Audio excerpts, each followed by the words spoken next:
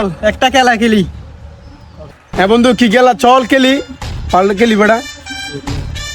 তুই যদি বেড়া আমারও তাপ্পর মারতে পারিস তোর আমি 500 টাকা পুরস্কার দিব বেড়া।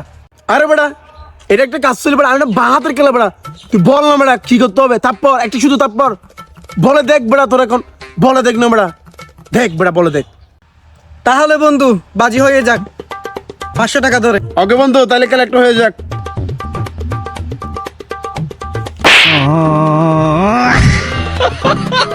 হ্যাঁ, এটা কিভাবে হলো?